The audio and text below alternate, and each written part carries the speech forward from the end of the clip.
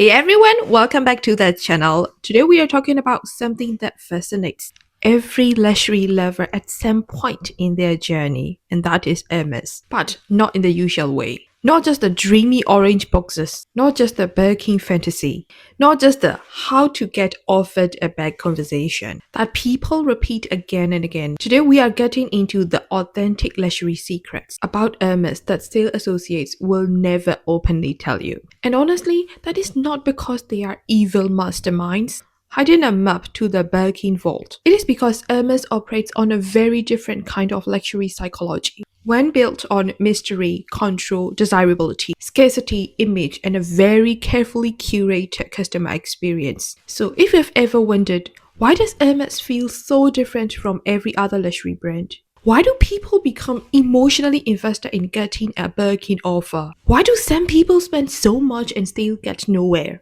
Why does Hermes make some clients feel special and others feel invisible? And what is really going on behind the polished smile, the silk twill, and the marble floors? Then this video is for you, because today we are going deeper than just buy what you love. We are talking about the unspoken truths of Hermes, the things that shape the experience, influence the client journey, and completely change how you see the brand once you understand the game. So grab your tea, your coffee, your matcha, your luxury wish list, and let's get into it. The first secret no sales associate is ever going to say out loud is this: Hermes is not just selling products, it is selling emotional hierarchy. And that sounds dramatic, but let's be real. When you walk into many luxury boutiques, the transaction is pretty straightforward. You like something, you ask for it, and if it is in stock, you buy it. Hermes does not always work like that. Especially when we are talking about quota bags, like the Birkin and Kelly, the brand has built an entire mythology around SS. And that mythology changes the emotional relationship people have with the product. You are no longer just shopping. You're waiting, hoping, interpreting, strategizing, trying to decode signals, trying to be remembered, trying to feel chosen. That is not accidental. The power of Hermes is that it makes luxury feel like a reward, not just a purchase. It creates the feeling that the bag is not just simply expensive, it is earned. And the more difficult something feels to obtain, the more emotionally valuable it becomes in the mind of the buyer. That is one of the biggest secrets of authentic luxury. True luxury brands do not just create desire. By showing you beauty, they create desire. By controlling access to beauty, Hermes understands that better than almost anyone. And no sales associate is going to sit you down and say, actually, part of why you want this so badly is because the process is designed to make it feel emotionally elevated. But that is exactly what is happening. The waiting becomes part of the story. The uncertainty becomes part of the allure. The exclusivity becomes part of the product. In other words, with Hermes, the experience of not being able to immediately have something actually increases the prestige of finally getting it. This is one of the smartest luxury strategies in the world. The second secret is this: every interaction in Hermes is data. Not necessarily in some creepy robotic way, but make no mistake, the boutique experience is not random. When you walk in, the sales associate is not just looking at what you ask for. They are observing your energy, your taste, your patience, your consistency, your seriousness, and sometimes even whether you understand the culture of the brand. Now, let me be clear. This is not about proving your worth as a human being.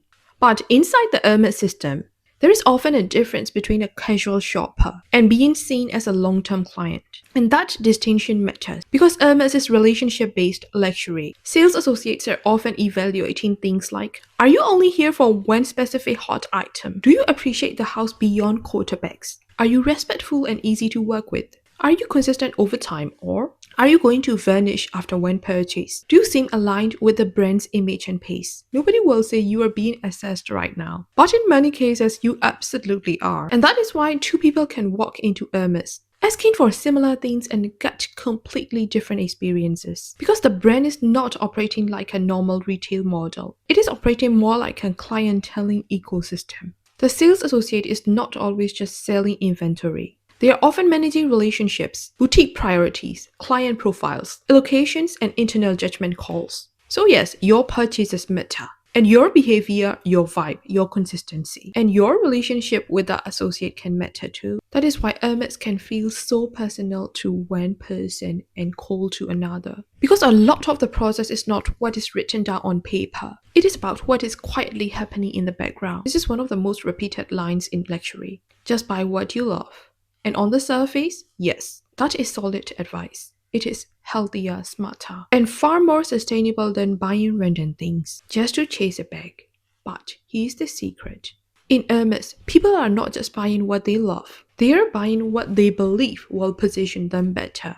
And no sales associate is going to fully unpack that for you, because that would expose the tension at the heart of Hermes' game. You may love a pair of orange sandals. You may genuinely want a silk scarf. You may adore the tableware, the jewelry, the ready-to-wear, the home pieces. But many shoppers are also wondering, will this count? Does this help? Does this move me closer to a Birkin or Kelly? Am I buying in the right category? Am I building the right profile? And that is where things get really murky. Because once aspiration mixes with strategy, the shopping experience changes. You're no longer just consuming beauty, you're optimizing. And that is exactly where people can get emotionally overinvested. The sales associate is not likely to say, some clients end up rationalizing purchases they would never have made outside of the hope for future access. But it happens all the time. And that does not mean those items are bad.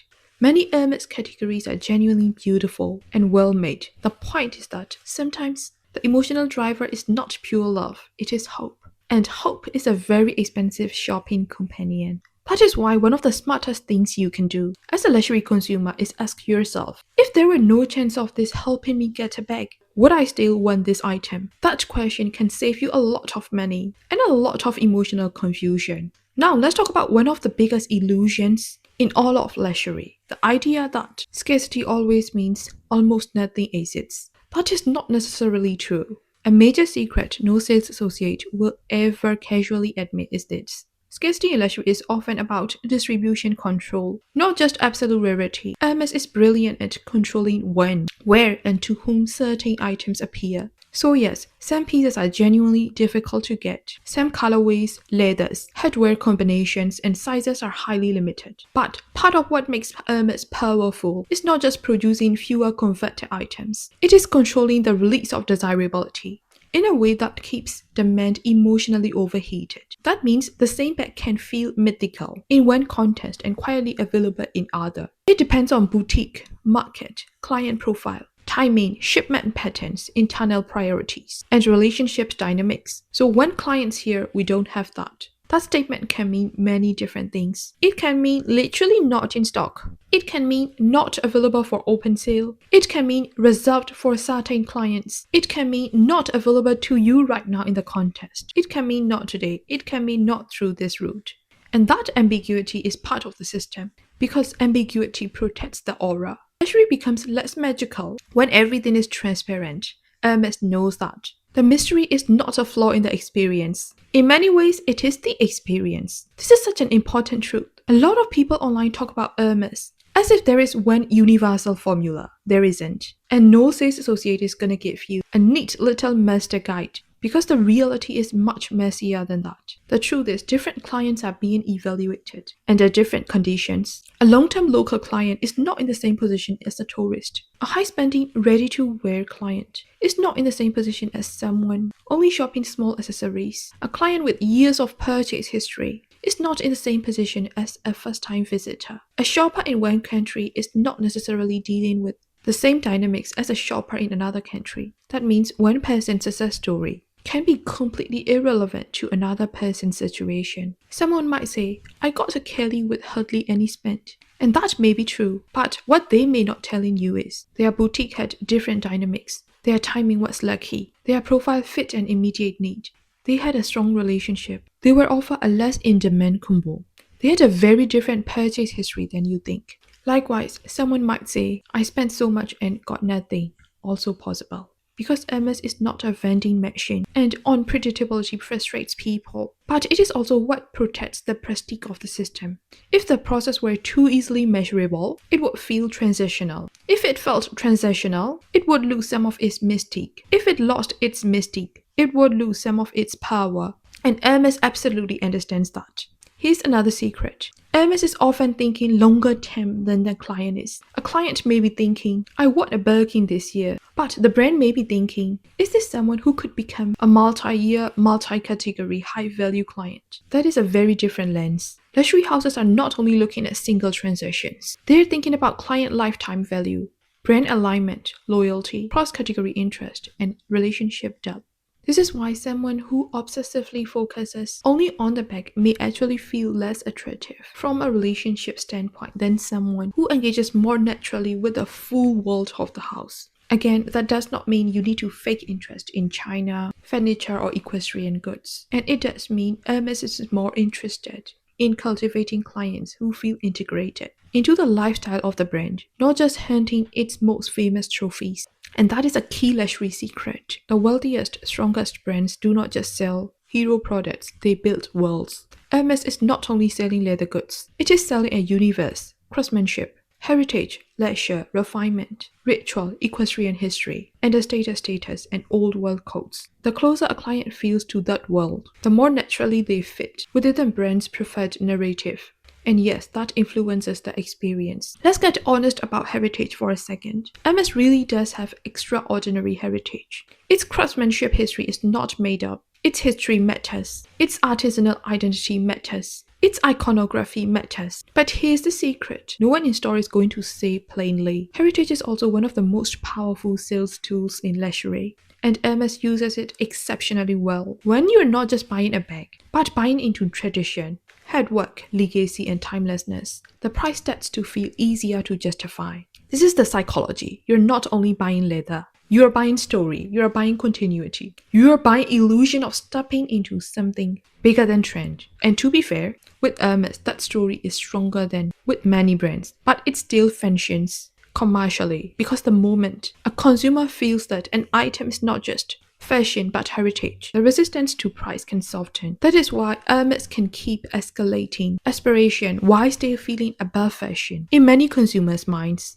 it has positioned itself as something more permanent, more serious, more culturally elevated. That does not happen by accident. That is branding genius. Now, let's talk about quiet luxury. Hermes is often held up as the gold standard of understated wealth. No screaming logos, no obvious monograms, all over everything, no desperate need to prove itself. But here's the secret. Quiet luxury is only powerful because the right people still recognize it. If nobody knew what a Birkin was, it would not carry the same social electricity. If nobody understood the significance of Hermes, orange boxes, curly shapes, fine leather, or signature headwear, the aura would not hit the same. So quiet luxury is not the absence of signaling. It is coded signaling. It says, the people who get it, get it. And that is why Hermes is such a stronghold on status psychology.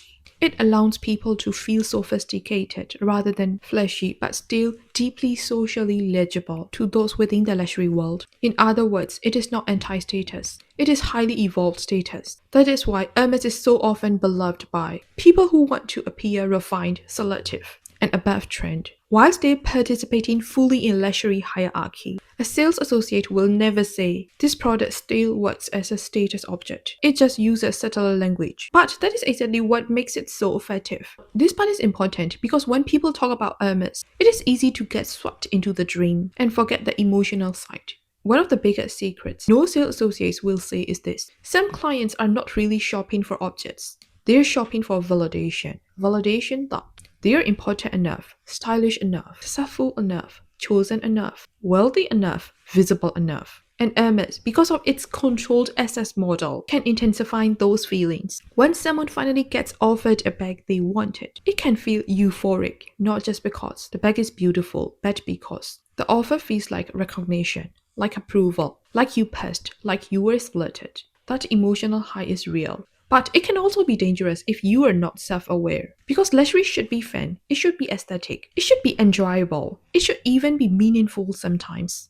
But the minute it becomes your proof of what, the relationship becomes unhealthy. And Hermes is one of the easiest brands to project those feelings onto because the structure already feels selective and hierarchical. So one of the most powerful things you can do is separate these two questions. Do I love this item? Or do I love what getting this item says about me? This distinction changes everything. Now here's the truth. That completely shifts the power dynamic. the less emotionally desperate you are, the stronger your position becomes. This applies to almost every luxury environment, but especially Hermes. When a client radiates panic, obsession, or urgency, the energy changes. When a client is calm, selective, and genuinely willing to walk away, the interaction often feels very different. Why? Because authentic luxury is attracted to composure. Brands like Hermes thrive on clients who appear discerning rather than chasing. This does not mean playing games or pretending you do not care at all. It simply means not surrendering your self-respect to the process. The biggest secret is that Hermes feels most luxurious when you also behave like luxury. And what does that mean? Patience, discernment, self-control, taste, standards, emotional independence. The client who can say, "That's okay, I'll pass," is more powerful than the client who says yes to everything out of fear of losing power. Once you stop acting like SS is your identity, the brand loses some of its psychological grip over you. And that is when you can enjoy it more intelligently. Another secret that is rarely spoken about openly in store: resale value has changed the meaning of Hermes to many buyers. For some people, Hermes is about craftsmanship and beauty. For others, it is partly about financial defensibility. People like knowing that certain Hermes bags can retain or outperform value better than many other luxury items, and that creates a completely different mindset. The bag is no longer only an accessory. It becomes part status symbol, part collectible, part asset adjacent purchase in the consumer imagination. Now, of course, that does not mean every Hermes item is not an investment. Absolutely not. But the cultural idea that Hermes holds value changes how people justify spending. And once resale enters the picture, the shopping psychology gets more intense. Color matters more, headwear matters more, size matters more, leather matters more, condition matters more, packaging matters more, timing matters more. Suddenly, the bag is being viewed not only through personal taste, but through market logic. A sales associate is not likely to say a lot of people are making emotional buying decisions while telling themselves it is a rational world move. But that tension is very real, and it is worth being honest about. Because the moment you begin treating luxury like a portfolio strategy, you may stop asking whether you actually love what you're bringing home. This is a huge one. People often think Hermes is mainly about price. And yes, it is expensive, very expensive. But the deeper truth is, plenty of people can afford Hermes. Far fewer people can navigate Hermes effectively. That is a different form of exclusivity. Money gets you into the store. Money can build purchase history. Money gives you options. But context, social, cultural, behavioral, strategic context shapes the experience in a completely different way. Understanding timing, understanding boutique culture, understanding which expectations are realistic, understanding that no two experiences are identical, understanding how not to overspend emotionally, understanding when to push and when to step back. That kind of literacy matters. And this is why Hermes feels so intimidating to new shoppers, because the rules are not always stated clearly. Luxury becomes more exclusive when insiders seem to understand a code that outsiders do not. And Hermes benefits massively from that effect. It keeps the brand feeling elevated, elusive, and socially stratifying, even among wealthy people. That is luxury at its most sophisticated. This might be the most mature Hermes secret of all. Not every iconic item is right for every person. And yet, a lot of luxury culture online makes people feel like they should want the same handful of famous pieces. The Birkin, the Kelly, maybe a Constance, maybe Orange, maybe a blanket, maybe the classic scarf. But true luxury confidence is knowing what genuinely aligns with your lifestyle, your wardrobe, your values, and your taste. Not just what carries the loudest prestige online. Sometimes the real flex is not getting the most famous bag. It is choosing the piece that makes the most sense for your actual life. Sometimes the real flex is not building spend for a hypothetical dream offer. It is refusing to buy things that do not move you. Sometimes the real flex is admitting that you love Hermes aesthetically but not enough to participate in its emotional games. And honestly, that kind of self-knowledge is very chic. Because real luxury is not supposed to make you feel smaller. It is supposed to enhance your sense of self, not replace it. So let's bring it all together. Here are the truths that often live underneath the Hermes experience. Hermes is selling desire through controlled access. The process is emotional by design. Relationship building matters, but it is not always linear. Mystery protects prestige. Not all spending is strategic, and not all strategy pays off. Validation can quietly become the real product if you're not careful. Heritage is genuine, but it is also commercial power. Quiet luxury is still status signaling, just in a more coded form. The strongest clients are often the least desperate ones, and the smartest Hermes shoppers is the one who understands the game without losing themselves inside it. That is the real secret. The goal is not to become cynical. The goal is not to hate the brand. The goal is not to pretend Hermes is overrated just because it is hard to assess. The goal is to see clearly, because when you see clearly, you shop better, you spend smarter, you protect your dignity, you enjoy the beauty without getting manipulated by the fantasy. And that is where authentic luxury begins. So those are the authentic luxury secrets. No sales associate will ever tell you about Hermes. And honestly, once you understand these things, you can never really look at the brand in the exact same way again. You can still admire it, you can still love it, you can still collect it, you can still dream about it, but now you are doing it with your eyes open. And I think that is the best place to be as a luxury consumer in 2026 and beyond. Not blinded by hype, not bitter, not naive, but informed, intentional, and stylish. So tell me in the comments, what is the biggest Hermes truth you think more people need to talk about? Do you think the Hermes experience is part of the luxury magic, or do you think the mystery has gone too far? And of course, if you enjoyed this video, do not forget to like, subscribe, and turn on notifications so you do not miss more luxury deep dives, handbag commentary, trend analysis, and all the chic conversations we love having here. And I'll see you in the next one. Bye!